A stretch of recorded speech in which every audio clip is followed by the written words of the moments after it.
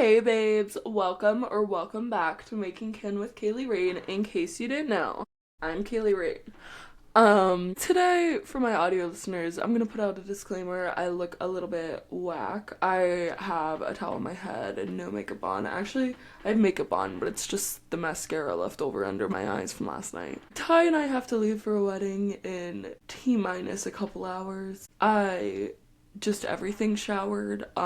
It's currently 9:30 in the morning. I'm recording this, editing it, and scheduling it, and packing. I haven't packed it, and we're leaving. So today is going to be a little bit quick, but I didn't want to go another week without giving you guys anything. And I definitely wanted to talk about this ASAP, pronto. So today, let's just get right into it. We're going to talk about ways to promote community. By community, I mean in-person, real-life areas where you feel seen and heard, and you can places where you feel that you belong and included. And if you go to the same college I do, you know that those words are buzzwords and that we say those things a lot. And today, as someone who has experience in this, I feel pretty confident on talking about how I can build community. I think that perhaps we collectively as a society should be doing a little bit more of these things. And as someone who enjoys existentialism, I think that in order for us to live in a world that we want to live in, we have to act like we already live in that world. I think that if you want a world where community happens and everyone understands that to have a village you have to be a villager and you should be inconvenienced and all the things that I preach and a lot of me and my friends talk about, that perhaps not everyone who preaches them follows. But I think that that can come from an avenue, especially when I want to say the beginning of my college journey probably was the height of I really hate the way that people interact with each other, and I hate the way that society is right now, and I don't know what to do about it. So I figured it out. I figured out what to do about it, and here I am telling you what to do about it in case you're in that position too. First off, keep your head up when you're walking. Yeah, no, we're just getting right into it because I just can't stop anymore. This is gonna sound kind of ranty, but I learned a phrase recently that I was really into. I'm not calling you out, I'm trying to call you in. If you feel that I am talking about you with any of these things, perhaps I am. I'm not gonna lie. I have specific people in mind when I'm saying a lot of these. Perhaps you can, people that you notice that they are, maybe they don't understand the interconnectedness of keeping your head up when you walk and anti-fascism. Perhaps we don't understand that link. But if we keep our heads up when we walk and we smile at people, this is really hard for me still. I do have issues doing this. I'm not going to say these are easy things to do or things that you don't have to think about while you're doing them. It's an active effort every single time you do it because you're conscious all the seconds of the day. And you can lift your head up and you can say, "Hi, good morning." I smiled and waved for audio listeners during that silent part. So things like that, just if you get to see friendly faces, that's how you make friends. I know people say that it's really hard to make friends, it's really hard to feel included, it's really hard to feel belonged. Literally, the easiest way to do any of that is to just look around when you're walking around. Also, with that, go for a walk. Intentionally be in your community. On a college campus, that probably looks like walking around campus. In a town, that probably looks like walking around town. In a city, that can look like walking around a city. Perhaps it's not a whole group like that. Perhaps you're going to a community center. Perhaps you're going to a coffee shop. Say hi. I personally, as we all know, work at multiple coffee shops. And say hi to your barista. Be nice to your barista. We'll be nice to you. We can be friends. There's so many people who do understand this and who do this and who I adore coming into both of my coffee shops where they come in, they say hi, they know my name, I know their name, I know their order. You don't have to be a regular to do that though. That's fine. You can just go in and be fun and talk and build community and have fun in public with others, regardless of who they are, regardless of what's going on. Those are the ways that we become resilient as a community. Those are the ways that we have people to count on. There's multiple people that I didn't know anything about before just saying hi to them and waving to them on campus. Like, that's it. That's all it takes. You can throw in a compliment, throw in a conversation here or there. But the number one thing you have to do is just be aware. Just be aware and look around and don't be a dick. The next, talk out loud. To people. Also, to non-people. Recently, I have developed a habit, as a few of my friends know who are probably getting annoyed with it, that I like to talk to the creek in the stream every time I'm near her. So I just like run over and I'm like, hey, how's it going? You look so cute. Have a good day. Like, talk to the trees, talk to the fish. But if that's a little out there for you, that's fine. That's fine. You don't have to go into the middle of the nature and start talking to the trees out loud. What you do have to do, however, is talk to the people around you.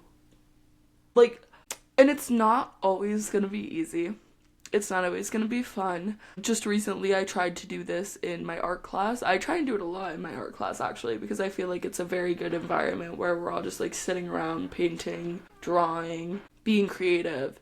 And if you're having a conversation there, it's a public conversation, and we should, like, be aware of what's going on and be friends with our fellow peers.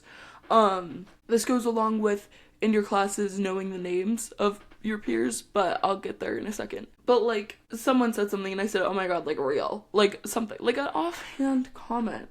She gave me a dirty look and looked down, and I'm sure many people listening to this have had similar experiences where it's just like, you say something, you try and be fun, and you get a response where people are annoyed that you said something. And that's discouraging. But I think that it's important to remember there that you're offering, like, something to the conversation. You're, like, either agreeing with them, an offhand comment, anything going on that you're just, like, interacting with someone that you don't necessarily know. And they don't want you to. And that's fine. However, if you keep doing it, then we can live in a society where that is acceptable. Like, if you want something to be a norm, you have to make it. If you want a society where people say good morning and say hi and wave to everyone, walk down the hallway and say good morning and wave to every single person you see. I do this I do it more so outside, but I park across the campus and then walk to my first class of the morning on Tuesdays and Thursdays. And Tuesdays and Thursday mornings, I literally, like, tell myself before I go over, I'm like, no, you're, like, don't look at your phone, keep your head up the whole time, make eye contact with people, say hi to people, wave at people, give people comments, interact with every single person that you see. And if you interact with everyone you see, they'll start interacting back, and then we have community. Like, I don't know if this is annoying at this point. I don't know if I need to keep talking. I don't know if we understand this, but, like, I know that we don't collectively as a society because it's not happening. But, like, I feel like I'm preaching to the choir here. Drop some comments down below if you have things that I haven't thought of. You have things that might help with anything. Drop other tips and tricks down below. Also, let me know if you like the shorter videos more, because I like doing them more. Next, we have... Sorry, I didn't make notes for this. I just intended to do it in my head. No people. Again, not only people. Anything I'm saying for people can also include more than human others. However, I'm just gonna keep saying people because I think that it's the easiest for us to comprehend. If we have more questions on that, let me know. I can do more of this. But I think that learn people's names. If you go to class 2 times a week for an hour or so with someone for 15 weeks and you don't know their name, I fear that you have missed out on such pivotal parts of the class. Like, I understand lecture-based classes are hard for this and that perhaps not all disciplines allow conversation like this. However, I think that study groups and after class, like I said, like, the little things, the little, like, even in your lecture hall, you can do this. You can learn the people that sit next to you, actually. Yeah, no, I actually take that back. You should know everyone's name, actually, yeah. And you should know a little bit about them as well. You should, A very pivotal part, I think, of our need for community is that that's how we get a lot of information. Think of the things that you know. Like I know how to cook a lot of food because of my parents. Because most of the food that I know how to cook is food that my dad has made regularly, and that is what I know how to cook. Most of your beliefs and your opinions comes from your friends, your chosen family, your community. You're more likely to align with a certain ideology if you grew up in a community surrounded by that ideology, right? It's so important to take that into your classrooms and your university. In university, what are you're paying for an education. You're paying for that fancy piece of paper, you're paying for all that shit. But what you're really paying for is a person, multiple people, but for each specific class, a person to stand there and tell you what they know. That's it. We're literally just paying to listen to other people talk. That's it. So, if we learn from everyone, you don't have to agree with everyone. You don't have to believe everyone. You don't have to accept what everyone says, but you can learn from everyone. You shouldn't believe your professors. You shouldn't believe everything your teachers say. But you can learn from them because they're telling you their experience. That's not different with the other people in your class just because they don't have a PhD. I learned so much more from my classmates during a class than I usually do from a professor in the grand scheme of things. Because I learned the way that they're interpreting the same information. I learned the way that they're studying it. I learn how they're applying it to their daily life. I learn if they're applying it to their daily life. I learn the implications of when that doesn't happen. Like, there's so much that you can do if you just accept that everyone is, like, part of your community and, like, a valuable member of it. There's so much more you can accomplish, and you can become such a more full person and then add back into that community more. It's so much easier to be a community member when you're like looking at other people as your community. Let me think, what else can I think I had more, but I'm not sure.